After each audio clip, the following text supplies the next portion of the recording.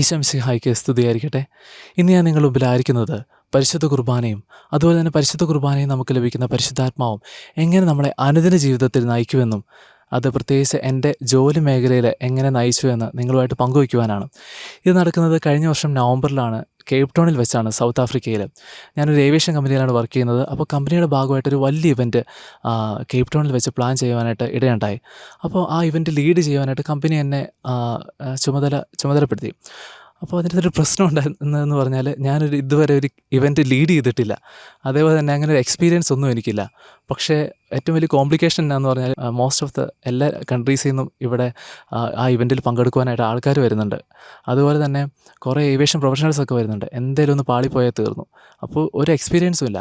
പക്ഷേ കമ്പനി എന്നെ ഏൽപ്പിച്ചപ്പോൾ ഏറ്റവും ശക്തിയോടെ ഞാനത് നടത്താം എന്ന് പറയുവാനായിട്ടുള്ള ഒരു ധൈര്യം എനിക്ക് അനുദിന വിശുദ്ധ കുർബാനയിൽ നിന്നാണ് ലഭിച്ചത്. അപ്പോൾ ഞാനിങ്ങനെ CEO ഒക്കെ ഇത് പറഞ്ഞപ്പോൾ ഓക്കെ, ഇത് നമുക്ക് ചെയ്യാം, ഒരു പ്രശ്നമില്ല എന്നുള്ള രീതിയിൽ പറഞ്ഞു.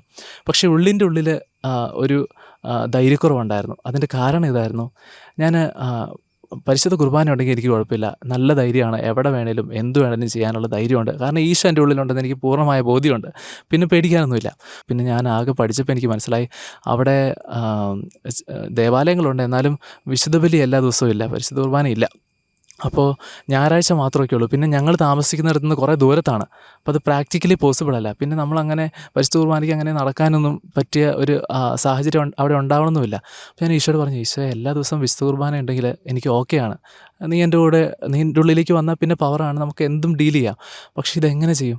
അപ്പോൾ ഞാൻ ഈശോയോട് പ്രാർത്ഥിച്ചപ്പോൾ ഈശോ എന്നോട് പറഞ്ഞു, നീ അനുദിന വിശുദ്ധ കുർബാനയിൽ പങ്കെടുക്കുക, എന്നിട്ട് വികാരിയച്ഛൻ്റെ അനുഗ്രഹം മേടിച്ചിട്ട് പോവുക, പിന്നെ സ്വർഗ്ഗം നിൻ്റെ കൂടെ ഉണ്ടായിരിക്കും എന്ന ശക്തമായൊരു ഉറപ്പ് ഈശോ എനിക്ക് തന്നു. അപ്പോൾ എനിക്ക് പവറായി. ഓക്കെ, ഈശോ എൻ്റെ കൂടെ ഉണ്ടാവും. അപ്പോൾ വിശുദ്ധ കുർബാനയൊക്കെ സ്വീകരിച്ച് കുമ്പസാരിച്ച് ഒരുങ്ങി അങ്ങ് മുന്നോട്ട് പോകാം.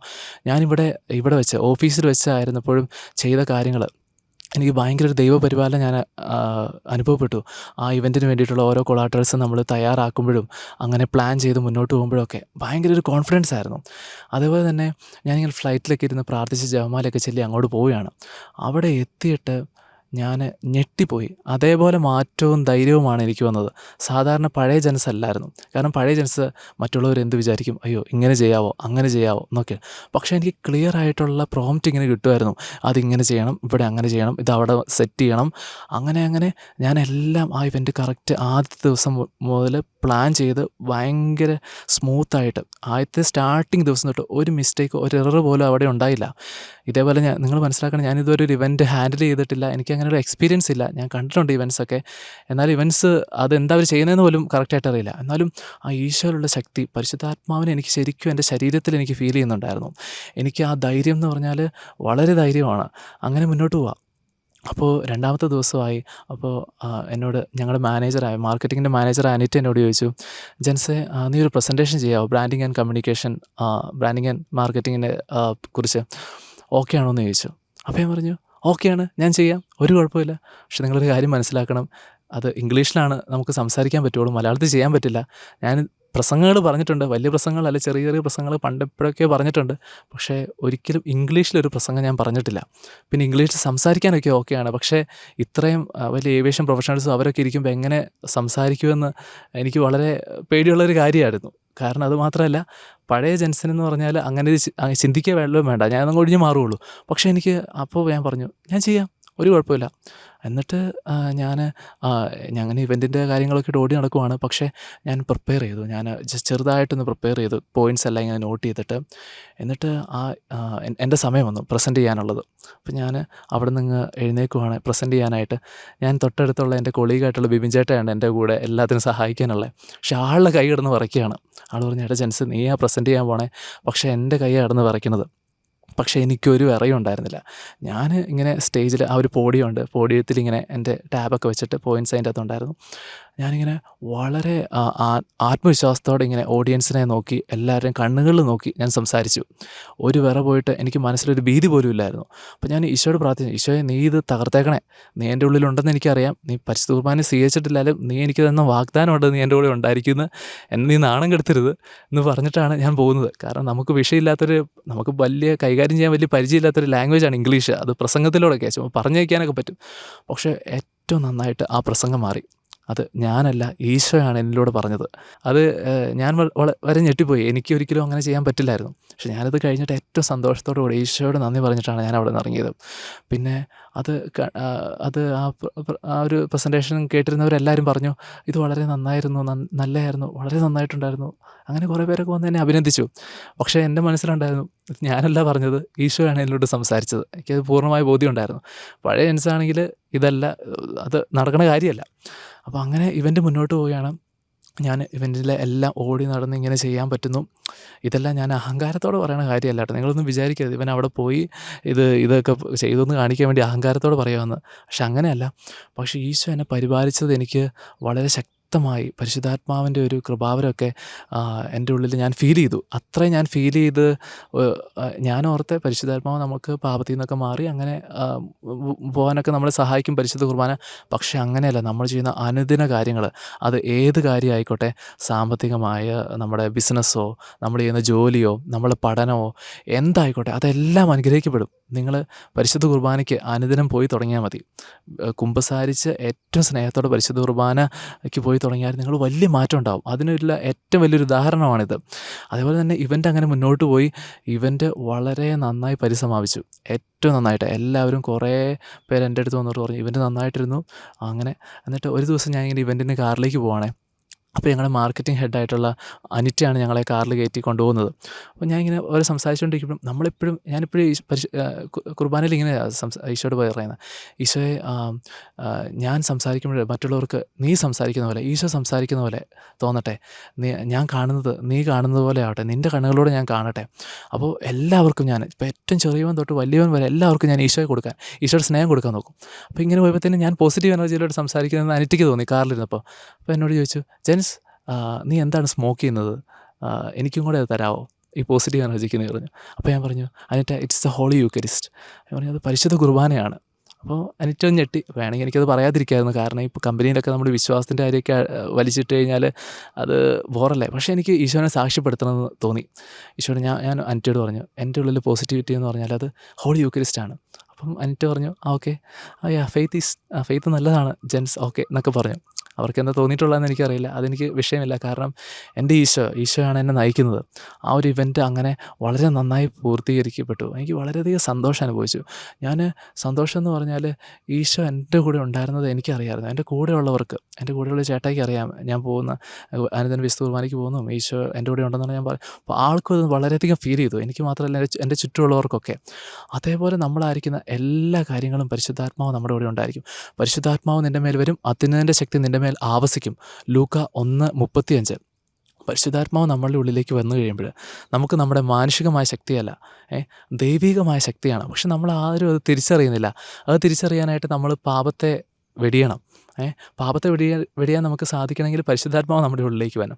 പരിശുദ്ധാത്മാവ് നമ്മുടെ ഉള്ളിലേക്ക് വരണമെങ്കിൽ നമുക്ക് എളിമ വേണം. എളിമയുള്ളവർക്ക് ദൈവം അഹങ്കാരികളെ എതിർക്കുകയും എളിമയുള്ളവർക്ക് കൃപ കൊടുക്കുകയും ചെയ്യുന്നു എന്നാണ് വചനത്തിൽ പറയുന്നത്. എളിമയുള്ളവർക്കാണ് കൃപ കൊടുക്കുന്നത്. അപ്പോൾ നമുക്കെല്ലാവർക്കും എളിമയ്ക്ക് വേണ്ടി പ്രാർത്ഥിക്കാം. നമ്മൾ മറ്റുള്ളവരോടൊക്കെ ക്ഷമിച്ച് നമ്മൾ അനുദിന വിശുദ്ധ കുർബാനയിലൊക്കെ മുന്നോട്ട് പോയാൽ, ഏറ്റവും സ്നേഹത്തോടെ കുർബാന പുസ്തകമൊക്കെ പിടിച്ച് ചൊല്ലി മുന്നോട്ട് പോയി കഴിഞ്ഞാൽ ഈശോ നിങ്ങളുടെ ഉള്ളിൽ വന്ന് നിറയും. പിന്നെ നിങ്ങൾ പാപത്തെ സ്നേഹിക്കില്ല, നിങ്ങൾ ഈശോയെ സ്നേഹിക്കും. നിങ്ങളുടെ ജീവിതം മനോഹരമായി തീരും. ഇപ്പോൾ ആൾക്കാർ പറയും ഇങ്ങനെ പ്രാർത്ഥിച്ചൊക്കെ നടന്ന് അങ്ങനെ ഈശോയെ ഈശോ എന്ന് പറഞ്ഞാൽ ഞാൻ മനസ്സിലാക്കിയിടത്തോളം വളരെ ഫാൻ ബേസ് ഉള്ളൊരു മനുഷ്യനായിരുന്നു. ഈശോ പ്രസംഗിച്ചപ്പോഴും കാര്യങ്ങൾ പങ്കുവച്ചപ്പോഴൊക്കെ 5000 പേര്, അതിൽ കൂടുതൽ ആൾക്കാരൊക്കെ ഈശോനെ കേട്ട് നിൽക്കുന്നുണ്ടായിരുന്നു. അന്ന് ഞാൻ ഓർക്കുമായിരുന്നു, സൗണ്ട് സിസ്റ്റമോ മൈക്കോ സ്പീക്കറോ ഒന്നുമില്ല. എന്നിട്ടും എന്തുകൊണ്ടാണ് അത്രയും പേര് അത്രയും അകലെ വരെ, ചിലപ്പോൾ ശബ്ദമൊന്നും എത്തുന്നില്ലായിരിക്കും, ഈശോനെ കേട്ടുന്നത്? അത് ഈശോയിൽ നിന്ന് നിർഗളിച്ച പരിശുദ്ധാത്മാവിൻ്റെ ശക്തി കാരണമാണ്. അപ്പോൾ നമ്മൾ പരിശുദ്ധാത്മാവിനെ നിറഞ്ഞ ഒരു കാര്യം സംസാരിക്കുമ്പോൾ പിന്നെ ആർക്കും അതിന് നോ പറയാൻ പറ്റില്ല. പിന്നെ നമ്മളൊരു ഹായ് എന്ന് ജസ്റ്റ് പറഞ്ഞാൽ തന്നെ അത് ഈശോ പറയുന്ന പോലെ മറ്റുള്ളവർക്ക് തോന്നും. അവരുടെ ആത്മാവിനെ അത് തൊടും. അവരേതൊരവസ്ഥയിലാണെങ്കിലും മറ്റുള്ളവരെ അത് തൊടും. അതാണ് അന്ന് എനിക്ക് ഫീൽ ചെയ്തത്. അപ്പോൾ ഈശോ എന്ന് പറയുന്നത് നമ്മൾ പലപ്പോഴും ഇങ്ങനെ എനിക്ക് തോന്നുന്നുണ്ട് ഈശോനെ നമ്മളിങ്ങനെ കുരിശിൽ കിടന്ന് ഭയങ്കര സീരിയസ് ആയിട്ട് ഇങ്ങനെ മുട്ടുമേ നിന്ന് പ്രാർത്ഥിച്ചാലും അങ്ങനെ ഒക്കെയുള്ളൊരു സീരിയസ് വ്യക്തിയായിട്ട് എല്ലാവരും ഈശോനെ മാറ്റുന്നുണ്ട്. അങ്ങനെയല്ല, നമ്മളിങ്ങനെ ഭയങ്കര സീരിയസ് ആയിട്ട് ഫോക്കസ് ചെയ്ത് പ്രാർത്ഥിച്ചു കഴിഞ്ഞാൽ കിട്ടും, പാപമില്ലാതെയൊക്കെ മുറുകെ പിടിച്ച് കൺട്രോൾ ചെയ്ത്. പക്ഷെ അങ്ങനെയല്ല, ഈശോ എന്ന് പറഞ്ഞാൽ ഭയങ്കര വൈബ് മനുഷ്യനാണ്, വൈബ് മനുഷ്യനായിരുന്നു. അതുകൊണ്ടാണ് അത്രയും പേര് ഈശോനെ ഫോളോ ചെയ്തത്.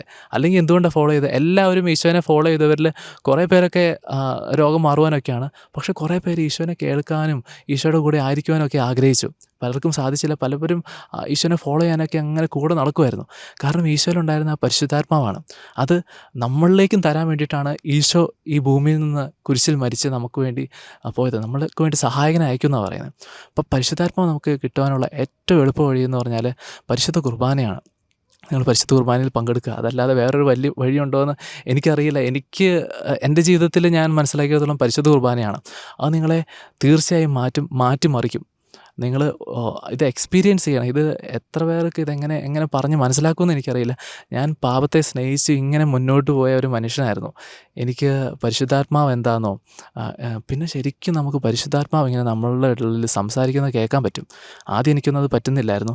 നമ്മളോർക്കൊപ്പം പരിശുദ്ധാത്മാവ് ഇതൊക്കെ ചുമ്മയല്ലേ സംസാരിക്കുമോ, ഇത് വേറൊരു ശബ്ദം പോലെ നമ്മൾ സംസാരിക്കുമല്ല, നമുക്ക് ഭയങ്കരമായിട്ടുള്ളൊരു പ്രോംപ്റ്റ് കിട്ടും പരിശുദ്ധാത്മാവ് സംസാരിക്കുമ്പോൾ. വേറൊരു കാര്യം മനസ്സിലാക്കണം, പരിശുദ്ധാത്മാവ് സംസാരിക്കുന്ന പോലെ തന്നെ പിശാച് നമ്മൾ സംസാരിക്കണം. നമ്മൾ വിവേചിച്ചറിയണം. വിവേചന വരെ നമുക്ക് പരിശുദ്ധാത്മാവിൽ നിന്ന് കിട്ടും. പക്ഷേ പരിശുദ്ധാത്മാവ് സംസാരിക്കുമ്പോൾ നമുക്ക് പെട്ടെന്ന് നമുക്ക് മനസ്സിലാവും. അതിൻ്റെ ഔട്ട്കം നമുക്ക് നോക്കിയാൽ തന്നെ അത് നല്ലൊരു ഔട്ട്കം ആയിരിക്കും. പിശാചിൻ്റെ ഔട്ട്കം എന്ന് പറഞ്ഞാൽ അത് നമുക്ക് ശരിക്കും ഫീൽ ചെയ്യാൻ പറ്റും. നമ്മൾ പരിശുദ്ധാത്മാവിനെ നല്ല ട്യൂൺഡാണ്. ഈ പിശാച് പറയുമ്പോൾ നമുക്ക് അപ്പം മനസ്സിലാവും ഇത് പിശാചാണ്, ഇത് പരിശുദ്ധാത്മാവല്ല. അപ്പോൾ നമുക്ക് എപ്പോഴും കേൾക്കാൻ പറ്റും. ഇന്ന് ഞാൻ ഇവിടെ ഈ മലയുടെ മുകളിൽ ആയിരിക്കുന്നത് തന്നെ പരിശുദ്ധാത്മാവ് ഈ ഒരു സമയത്ത് ഭയങ്കര മഴയായിരുന്നു. മഴയത്ത് എന്ത് ചെയ്യുമെന്നുള്ള വീഡിയോ എടുക്കാൻ പറ്റാതെയൊക്കെ ഇരിക്കുകയായിരുന്നു. ഇത് പറയണമെന്നും ആഗ്രഹമുണ്ട്. അപ്പോൾ ഈ ഒരു സമയത്ത് പോയിക്കോ എന്ന് പറഞ്ഞ് പരിശുദ്ധാത്മാവ് എന്നെ നയിച്ചാണ് ഞാൻ ഈ മലയുടെ മുകളിൽ നിങ്ങളോട് സംസാരിക്കുവാനായിട്ട് എത്തിയത്. അപ്പോൾ പരിശുദ്ധാത്മാവിനെ നിങ്ങൾ സ്നേഹിക്കണം. നിങ്ങൾക്ക് ഭയങ്കര ഒരു ബെസ്റ്റ് ഫ്രണ്ടായിരിക്കും. പലരും നിങ്ങളുടെ ഡിപ്രഷനിലോ വിഷമത്തിലോ സങ്കടത്തിലോ എൻ്റെ കൂടെ ആരുമില്ല, എന്നെ മറ്റുള്ളവർ കുറ്റപ്പെടുത്തുന്നു, അങ്ങനെയൊക്കെ മുന്നോട്ട് പോകുന്നുണ്ടെങ്കിൽ നിങ്ങൾക്കുള്ള ഏറ്റവും ബെസ്റ്റ് ഫ്രണ്ടാണ് പരിശുദ്ധാത്മാവ്. അത് എൻ്റെ ജീവിതത്തിൽ എപ്പോഴും എനിക്കതിനെ ഫീൽ ചെയ്യാൻ പറ്റുന്നുണ്ട്. അപ്പോൾ ഞാനിങ്ങനെ എന്തെങ്കിലും കുറ്റമൊക്കെ ആരുടെയെങ്കിലും പറഞ്ഞു എന്ന് വെച്ചോ, മനസ്സിലിങ്ങനെ പറയുന്നതിൻ്റെ കൂടെ എടാ ജൻസേ അത് നീ കുറ്റം പറഞ്ഞു, അപ്പോൾ തന്നെ പറയും. എന്തിന് ഞാൻ അഹങ്കാരത്തോടെ സംസാരിച്ചെന്ന് വെച്ചാൽ പറയും അത് അഹങ്കാരത്തോടെയുള്ള സംസാരമാണ്. എന്തേലും പറയാൻ പോകുന്നതിനുണ്ട് ദേഷ്യപ്പെടാൻ തോന്നിയാൽ അപ്പം പറയും ദേഷ്യപ്പെടരുത്. അതേപോലെ നമ്മുടെ ഓരോ ആക്ഷൻസിലും ഈച്ച് ആൻഡ് മൈന്യൂട്ട് കാര്യങ്ങളിലും നമ്മളെ താങ്ങി നിർത്തും. നമ്മുടെ പാപമുള്ളപ്പോൾ പരിശുദ്ധാത്മാവിന് നമ്മുടെ അടുത്ത് പോയിട്ട് പരിസരത്ത് പോലും വരാൻ പറ്റില്ല. അപ്പോൾ നമ്മുടെ പാപം ഇല്ലാതാക്കാൻ എന്ത് ചെയ്യണം? നമ്മൾ എളിമപ്പെട്ട് ഈശോയോട് പ്രാർത്ഥിക്കണം. പ്രാർത്ഥിച്ചു കഴിഞ്ഞാൽ നമുക്ക് കൃപ കിട്ടും. കൃപയിലേക്കുള്ള ഞാൻ വീണ്ടും പറയുകയാണ്, ഏറ്റവും ശക്തമായ വഴിയെന്ന് പറഞ്ഞാൽ പരിശുദ്ധ കുർബാനയാണ്. ഈശോ നമ്മുടെ ഉള്ളിൽ വന്ന് വസിക്കും. ഈശോ മരിച്ചത് നമ്മുടെ ഉള്ളിൽ വന്ന് വസിക്കുവാനും നമ്മളെ നിത്യജീവനിലേക്ക് നയിക്കുവാനും അനേകരെ നിത്യജീവനിലേക്ക് കൊണ്ടുപോകുവാനാണ്. നിങ്ങളെല്ലാവരും അപ്പോൾ യോഹന്നാൻ 6:56 പറയുന്ന പോലെ എൻ്റെ ശരീരം ഭക്ഷിക്കുകയും എൻ്റെ രക്തം പാനം ചെയ്യുകയും ചെയ്യുന്നവൻ എന്നിലും ഞാൻ അവനിലും വസിക്കും. അതെ, പിന്നെ അതുപോലെ തന്നെ നമുക്ക് വലിയൊരു ആനന്ദം അനുഭവിക്കാൻ സാധിക്കും. സങ്കീർത്തനം 4:7 ഇങ്ങനെ പറയുന്നുണ്ട്, ധാന്യത്തിൻ്റെയും വീഞ്ഞിൻ്റെയും സമൃദ്ധിയിൽ അവർക്കുണ്ടായതിലേറെ ആനന്ദം എൻ്റെ ഹൃദയത്തിൽ അങ്ങ് നിക്ഷേപിച്ചിരിക്കുന്നു. അതാണ് നമുക്ക് ലോകത്തിൽ നിന്ന് കിട്ടുന്ന മറ്റെല്ലാ ആനന്ദങ്ങളെക്കാളും വലിയ ആനന്ദം പരിശുദ്ധാത്മാവിൽ നമുക്ക് ലഭിക്കും. ഞാൻ പണ്ടിങ്ങനെ ആലോചിച്ചായിരുന്നു, ഒരു വിദേശ രാജ്യങ്ങളിലൊക്കെ പോയിട്ട് ഇങ്ങനെ കുറച്ച് പൈസയൊക്കെ ഉണ്ടാക്കി വലിയ വീടൊക്കെ പണിത് നമ്മൾ ഫൈനാൻഷ്യലി സെറ്റിലായി കഴിഞ്ഞാൽ ബാക്കി എല്ലാ കാര്യവും ഓക്കെയാണ്. അപ്പോൾ നമുക്ക് സന്തോഷം കിട്ടുമായിരിക്കും. പക്ഷെ അങ്ങനെയല്ല. നിങ്ങൾ ദാരിദ്ര്യത്തിലും രോഗത്തിലും ദുഃഖത്തിലും ദുരിതത്തിലും എല്ലാ ബുദ്ധിമുട്ടിലും ഇപ്പോൾ നിങ്ങൾ അടുത്ത നിമിഷം മരിക്കാൻ പോവുകയാണെങ്കിൽ കൂടി അപ്പോൾ പോലെ നമുക്ക് സന്തോഷത്തോടെ ആയിരിക്കാൻ പറ്റും. അതിന് പരിശുദ്ധാത്മാവ് നമ്മളെ സഹായിക്കും. നമ്മൾ ചിലപ്പോഴൊക്കെ നമ്മളിങ്ങനെ ഓരോ എയിമിനും ഒരു ജോലിയൊക്കെ കിട്ടി കല്യാണമൊക്കെ കഴിഞ്ഞ് ഇങ്ങനെ കുറച്ചൊക്കെ കഴിഞ്ഞ് നമുക്ക് സന്തോഷം കിട്ടും എന്ന് പറഞ്ഞ് മുന്നോട്ട് നീങ്ങിക്കഴിഞ്ഞാൽ നമുക്ക് സന്തോഷം കിട്ടുമോ എനിക്ക് ഉറപ്പില്ല, സംശയമാണ്. കാരണം നമ്മുടെ സന്തോഷത്തെ ക്രിസ്തുവിൽ നിന്നായിരിക്കണം. ക്രിസ്തുവിൽ നിന്ന് നമുക്ക് ലഭിക്കുന്ന പരിശുദ്ധാത്മാവിൽ നിന്നായിരിക്കണം. അത് വലിയ സന്തോഷമാണ്. നമുക്ക് ഈച്ച് ആൻഡ് എവറി സെക്കൻഡ് നമുക്ക് ജീവിതത്തിൽ അത് അനുഭവിക്കാൻ പറ്റും. നിങ്ങളെല്ലാവരും ഈ സന്തോഷം അനുഭവിക്കണമെന്ന് ഞാൻ വളരെയധികം ആഗ്രഹിക്കുന്നു. നിങ്ങൾ എല്ലാവരും പരിശുദ്ധാത്മാവിന് വേണ്ടി പ്രാർത്ഥിക്കണം, കുമ്പസാരിക്കണം, അനുദപിച്ച് കുർബാന സ്വീകരിച്ച് ഉപവസിച്ചൊക്കെ നമുക്ക് മുന്നോട്ട് പോകുമ്പോൾ പരിശുദ്ധാത്മാവിൻ്റെ വലിയ ശക്തി നമുക്ക് അനുഭവിക്കാൻ സാധിക്കും. നിങ്ങൾക്ക് എല്ലാവർക്കും പരിശുദ്ധാത്മാവിനെ ലഭിക്കട്ടെ. ഏറ്റവും വിശുദ്ധിയോടെ, ഏറ്റവും സ്നേഹത്തോടെ, ഏറ്റവും സന്തോഷത്തോടെ ഈ ലോകത്തിലായിരുന്നു കൊണ്ട് സ്വർഗരാജ്യത്തിലേക്ക് ലക്ഷ്യമാക്കി ജീവിക്കുവാനും അനേകരെ സ്വർഗരാജ്യത്തിലേക്ക് എത്തിച്ചേരുവാനും നമുക്കെല്ലാവർക്കും സാധിക്കട്ടെ എന്ന് ഞാൻ ആശംസിക്കുന്നു, പ്രാർത്ഥിക്കുന്നു. ഈശോ മിശിഹായ്ക്ക് സ്തുതിയായിരിക്കട്ടെ.